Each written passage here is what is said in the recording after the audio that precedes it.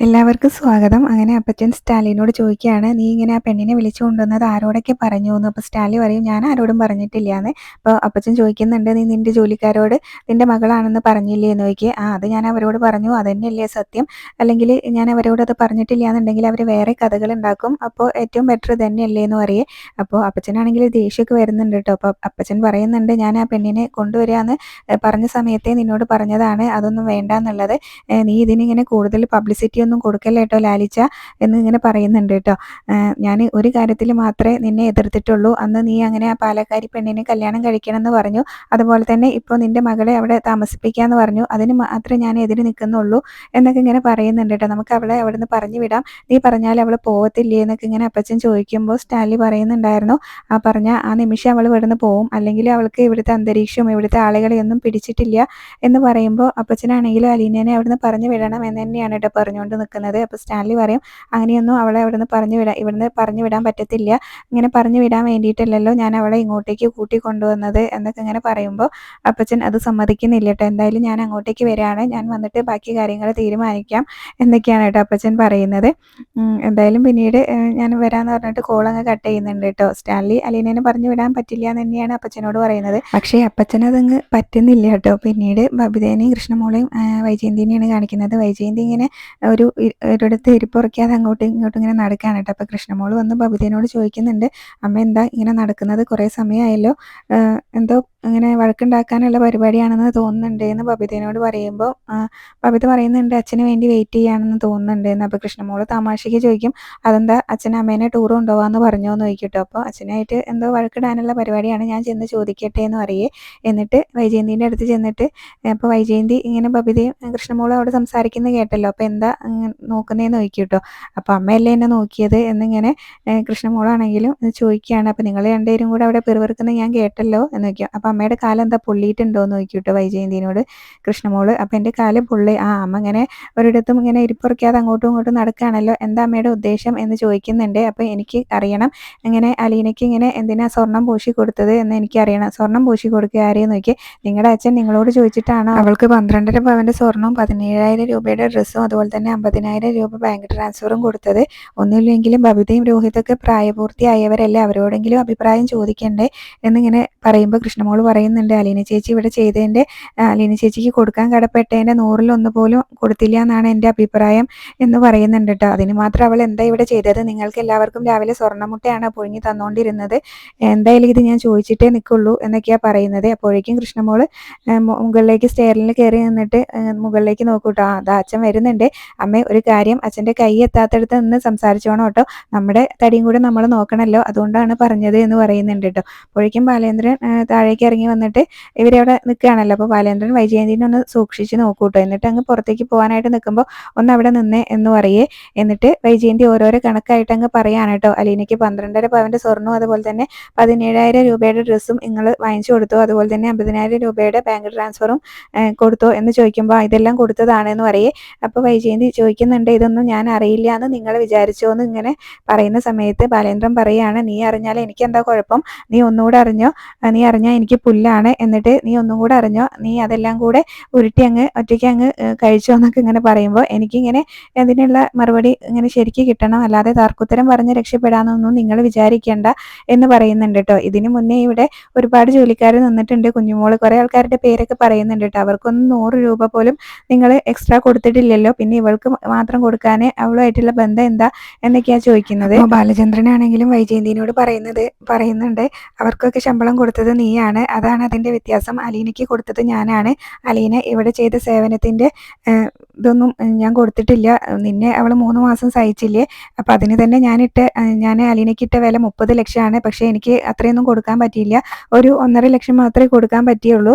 ഇനിയിപ്പോൾ ബാക്കിയും കൂടെ നീ ഇങ്ങനെ കൊടുത്തോ, നിനക്ക് വെളിവ് കിട്ടുന്ന സമയത്ത് എന്നിങ്ങനെ പറയുന്നുണ്ട് കേട്ടോ ബാലേന്ദ്രൻ ഇങ്ങനെ വൈജയന്തിനോട്. അപ്പോൾ വൈജയന്തി പറയുകയാണ്, എൻ്റെ പട്ടി കൊടുക്കുന്നത്.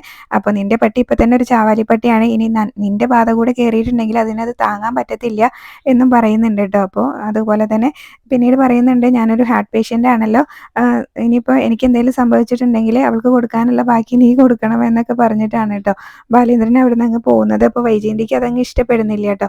അപ്പോൾ ബാലേന്ദ്രൻ പോയി കഴിയുമ്പോൾ കൃഷ്ണമോൾ ചോദിക്കുന്നുണ്ട്, അമ്മയ്ക്ക് വല്ല കാര്യം ഉണ്ടായിരുന്നോ, ഇപ്പം അച്ഛൻ്റെ വായിലിരിക്കുന്നത് മുഴുവൻ കേട്ടില്ലേ എന്ന് ചോദിക്കുക. അപ്പോൾ വൈജയന്തി ആണെങ്കിലും കൃഷ്ണമോളോട് ദേഷ്യപ്പെടും കേട്ടോ. കൃഷ്ണമോള് അവിടെ നിന്ന് അങ്ങ് ബബിതയുടെ അടുത്തേക്ക് പോകും. പിന്നീട് വൈജയന്തി ആണെങ്കിലും സങ്കടപ്പെട്ട് അവിടെ നിൽക്കുകയാണ്. അത് കഴിഞ്ഞ് അലീന പാട്ട് കേട്ടുകൊണ്ടിരിക്കുകയാണ് റൂമിൽ. അപ്പോൾ സ്റ്റാൻലി വന്നിട്ട് ഡോറിൽ തട്ടുന്നുണ്ട് കേട്ടോ. അപ്പോൾ അലീന ചെന്ന് ഡോറ് തുറക്കുമ്പോൾ ഗുഡ് മോർണിംഗ് ഒക്കെ പറയുന്നുണ്ട്. അപ്പോൾ കയ്യിലൊരു പത്രം ഉണ്ട് കേട്ടോ. അത് അലീനയ്ക്ക് കൊടുക്കും. നീ പത്രം വായിക്കാറില്ലേ?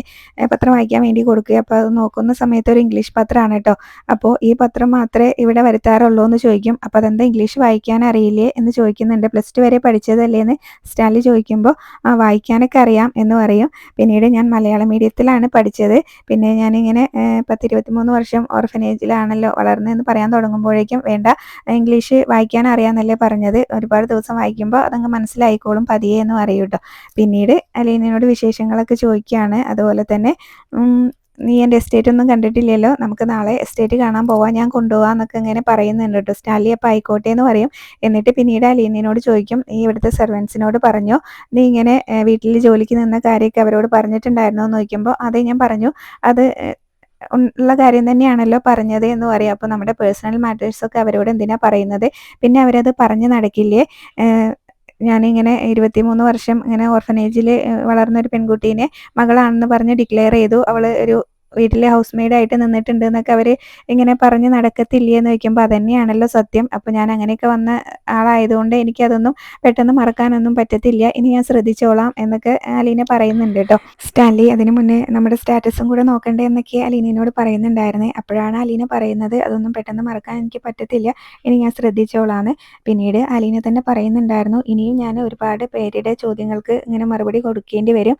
അപ്പോൾ പെട്ടെന്നൊരു ദിവസം രാജാവിൻ്റെ മകളാണെന്ന് പറഞ്ഞ് ഞാനിങ്ങനെ വേലക്കാരിയായിരുന്നു എന്നൊക്കെ പിന്നീട് അവരറിയുന്നതിനേക്കാളും നല്ലത് ഞാൻ ആദ്യം വേലക്കാരിയായിരുന്നിട്ട് പിന്നീട് രാജാവിൻ്റെ മകളാണെന്ന് പറയുന്നതല്ലേ, അതല്ലേ അതിൻ്റെ ശരി നോക്കുമ്പോൾ അത് ശരിയാണ് എന്നിങ്ങനെ സ്റ്റാൻലി പറയുകയാണ് കേട്ടോ. പിന്നീട് അലീനയോട് ഇങ്ങനെ പറയുന്നുണ്ടായിരുന്നു, നീ ഇങ്ങനെ ബാലചന്ദ്രമേനോനെ ഇങ്ങനെ ഒരുപാട് തവണ അച്ഛാന്ന് വിളിക്കുന്നത് ഞാൻ കേട്ടു, പക്ഷേ നീ എന്നെ ഒരിക്കൽ പോലും അങ്ങനെ പപ്പാന്ന് വിളിച്ചിട്ടില്ലല്ലോ എന്ന് പറയേ. അപ്പം അലീന തിരിച്ചും ചോദിക്കുന്നുണ്ടായിരുന്നു, എന്നെയും ഇങ്ങനെ തിരിച്ച് മോളേന്ന് ഇതുവരെ വിളിച്ചിട്ടില്ലല്ലോ എന്ന്.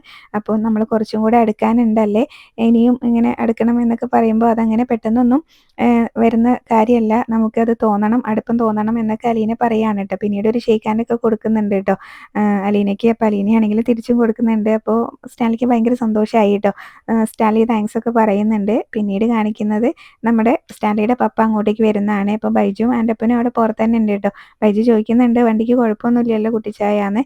അപ്പോൾ ഇല്ല, ഇനിയിപ്പോൾ എന്തെങ്കിലും കുഴപ്പമുണ്ടോ എന്ന് നീ ഒന്ന് ഓടിച്ച് നോക്കുമെന്ന് പറഞ്ഞിട്ട് കീ ബൈജുവിൻ്റെ കയ്യിലേക്ക് കൊടുക്കുന്നുണ്ട്. എന്നിട്ട് ആൻ്റപ്പനോട് ചോദിക്കും, ഇവിടെ പുതിയ ആൾക്കാരൊന്നും ഇല്ലല്ലോ എന്ന്. അപ്പോൾ ഇവിടെ ഉള്ളവരെല്ലാം കുട്ടിച്ചായന് പരിചയമുള്ള ആൾക്കാർ തന്നെയാണ്, ധൈര്യമായിട്ട് അകത്തേക്ക് പോകാമെന്ന് പറയും. അപ്പോൾ പുതിയ ഏതെങ്കിലും പട്ടികളെ ഇറക്കിയിട്ടുണ്ടോ ലാലിച്ചൻ, അത് അറിയാൻ വേണ്ടിയാണ് ചോദിച്ചത് എന്ന് പറയുമ്പോൾ ഇല്ല, ഇവിടെ ആകെ ഇറക്കിയിട്ടുള്ളത് ഒരു പെൺകുട്ടീനെയാണ്, അത് കടിക്കുന്നതിനാണെന്ന് തോന്നുന്നുണ്ട് എന്നിങ്ങനെ ബൈജു കളിയായിക്കൊണ്ട് പറയുന്ന സമയത്ത്, എന്നാൽ അതിൻ്റെ പല്ല് പിഴുതെടുത്ത് ഇപ്പം തന്നെ ഇവിടുന്ന് പറഞ്ഞേക്കാന്ന് പറയുമ്പോൾ അതൊന്നും നടക്കത്തില്ല, കേണൽ സാബിന് ആ കുട്ടീനോട് ഒരു പ്രത്യേക താല്പര്യമുണ്ട്, കേണൽ സാബിൻ്റെ മകളാണെന്നല്ലേ പറഞ്ഞത് എന്നൊക്കെ ഇങ്ങനെ ആൻ്റപ്പൻ പറയുമ്പോൾ ആ താല്പര്യമൊക്കെ ഞാനങ്ങ് കുറച്ചോളാം എന്ന് പറഞ്ഞിട്ട് അകത്തേക്ക് കയറി കിട്ടും. എന്നിട്ട് വീണ്ടും തിരിഞ്ഞൊന്ന് ചോദിക്കുന്നുണ്ട്, അവൾ ഇവിടെ ഉണ്ടല്ലോ എന്ന്.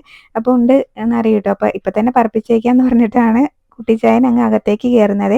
അപ്പോൾ സ്റ്റാൻലിയുടെ റൂമിലേക്ക് ചെല്ലുന്നത്. സ്റ്റാൻലി ആണെങ്കിൽ 2 ഗ്ലാസ്സിൽ ലിക്കറൊക്കെ ഒഴിച്ച് ഇങ്ങനെ വെക്കുകയാണ് കേട്ടോ. അപ്പോൾ നിൻ്റെ സൽക്കാരമൊന്നും എനിക്ക് വേണ്ട എന്നാണ് കയറുമ്പോൾ തന്നെ പറയുന്നത്. അപ്പച്ചൻ വാ എന്ന് ഇങ്ങനെ വിളിക്കുന്ന സമയത്ത് കേട്ടോ, നിൻ്റെ ഇങ്ങനെ സൽക്കാരമൊന്നും എനിക്ക് വേണ്ട, എനിക്ക് പെട്ടെന്ന് പോയിട്ട് പുനലൂരിൽ എത്തിയിട്ട് വേറെ ഇങ്ങനെ പരിപാടിയൊക്കെ ഉണ്ട്, പെട്ടെന്ന് പോകണം എന്നൊക്കെ പറയുകയാണ്. അപ്പച്ച ഇത് ഇങ്ങനെ എപ്പോഴും കിട്ടുന്ന സാധനമൊന്നുമല്ല, എൻ്റെ ഒരു ഫ്രണ്ട് ഇങ്ങനെ ഫിലിപ്പീൻസിൽ നിന്ന് ഇങ്ങനെ ഗിഫ്റ്റ് കൊടുത്ത് വിട്ടതാണ്, വേണമെങ്കിൽ കഴിച്ചു നോക്കുകയെന്ന് അറിയേ, എന്നൊരു സോഡ ഒഴിച്ചോ എന്ന് അറിയട്ടെ. എന്നിട്ട് സോഡ ഒഴിച്ച് കൊടുക്കുമ്പോൾ അതങ്ങ് വലിച്ചങ്ങ് കുടിക്കും കേട്ടോ. എന്നിട്ട് പറയുന്നുണ്ട്, ഇതത്ര പോരല്ലോ എന്ന്.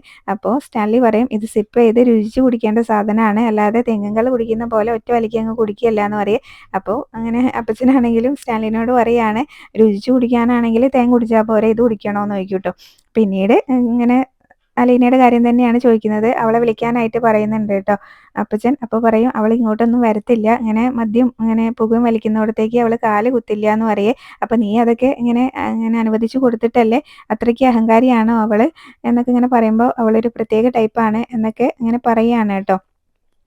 സ്റ്റാൻലി ആണെങ്കിലും അപ്പോൾ അവളെ നീ ഇങ്ങനെ എൻ്റെ കൂടെ പുനലൂർക്ക് വിട്ടേക്ക്, അവിടെ ആകുമ്പോൾ ആൾക്കാർ ചോദിച്ചാൽ എന്തെങ്കിലുമൊക്കെ പറഞ്ഞു നിൽക്കാലോ, ചിന്നമ്മയുടെ അനിയത്തിയുടെ മോളാണെന്നോ അല്ലെങ്കിൽ എൻ്റെ പെങ്ങളുടെ പേരക്കുട്ടിയാണെന്നോ അങ്ങനെ എന്തെങ്കിലുമൊക്കെ പറഞ്ഞ് നിർത്താം അവളെ. പിന്നീട് കുറച്ച് ദിവസം അവിടെ നിന്ന സമയത്ത് അവളെ അവിടെ നിന്ന് അങ്ങ് നാട് കടത്താമെന്ന് പറയുമ്പോൾ അങ്ങനെ നാട് കടത്താനാണെങ്കിൽ എനിക്ക് അവളെ ഇങ്ങനെ ഇങ്ങോട്ട് കൂട്ടിക്കൊണ്ട് വരേണ്ട കാര്യമൊന്നും ഉണ്ടായിരുന്നില്ലല്ലോ. അപ്പോൾ നീ ഇങ്ങനെ മകളായെന്ന് നീ ഇങ്ങനെ അന്വേഷിച്ചറിഞ്ഞ് കണ്ടെത്തിയതല്ലേ, അങ്ങനെ നാട് കടത്തുന്ന കാര്യമല്ല ഞാൻ ഉദ്ദേശിച്ചത്. 10-23 വയസ്സായില്ലേ, ഏതായാലും കല്യാണം കഴിപ്പിച്ച് വിടണം, അപ്പോൾ ഒരു പയ്യനെ കണ്ടെത്തി കല്യാണം കഴിപ്പിച്ച് വിടാം എന്നാണ് ഞാൻ ഉദ്ദേശിച്ചത് എന്ന് പറയുമ്പോൾ സ്റ്റാലി പറയുന്നുണ്ട് അതൊന്നും പെട്ടെന്ന് നടക്കത്തില്ല. അവൾ 10-23 വർഷം അനാഥാലയത്തിലാണ് ജീവിച്ചത്. അപ്പോൾ അവൾക്ക് കിട്ടേണ്ട നീതിയും അതുപോലെ തന്നെ അന്തസ്സും അഭിമാനവും സ്നേഹമൊക്കെ അവൾക്ക് ഇങ്ങനെ കൊടുക്കണ്ടേ എന്നൊക്കെ ഇങ്ങനെ ചോദിക്കുകയാണ് കേട്ടോ. അപ്പോൾ ഇത്രയൊക്കെ കാണിച്ചുകൊണ്ടാണ് ഇന്നത്തെ എപ്പിസോഡ് അവസാനിച്ചത്. പിന്നീട് ഇങ്ങനെ അപ്പച്ചനാണെങ്കിലും സ്റ്റാലിനോട് പറയുന്നുണ്ട് അട്ടയെ ഇങ്ങനെ പിടിച്ച് മെത്തയിൽ കിടത്തിയാൽ കിടക്കില്ലേ ലാലിച്ചാന്ന് പറയുന്നുണ്ട്. എന്തായാലും പിന്നീട് അലീനയുടെ അടുത്തേക്ക് കൊണ്ടു ചെന്ന് കാണിക്കുന്നുണ്ട്. അലീനനെ കാണുമ്പോൾ അപ്പച്ചൻ അന്തം വിട്ട് നിൽക്കുകയാണ് കേട്ടോ, ചിന്നമ്മ എന്ന് പറയുകയും ചെയ്യുന്നുണ്ട്. പിന്നീട് അലീന ചോദിക്കുന്നുണ്ട് അപ്പച്ചൻ എന്നെ ഇവിടുന്ന് വല്യപ്പച്ചൻ എന്നെ ഇവിടുന്ന് ഇങ്ങനെ ഓടിക്കാൻ വേണ്ടിയിട്ടല്ലേ ഇങ്ങോട്ടേക്ക് വന്നത്? ഏയ് അല്ല, അതാര് പറഞ്ഞു, അത് കൊള്ളാലോ എന്നൊക്കെ പറയുന്നുണ്ട് കേട്ടോ. പിന്നീട് അലീന ഒരു ചായയൊക്കെ ഉണ്ടാക്കി കൊടുക്കുമ്പോൾ ഭയങ്കര ഇഷ്ടമാവുന്നുണ്ട് കേട്ടോ അപ്പച്ചന്. അപ്പോൾ ഇത്രയൊക്കെയാണ് പ്രമോല് കാണിച്ചിട്ടുണ്ടായിരുന്നത്.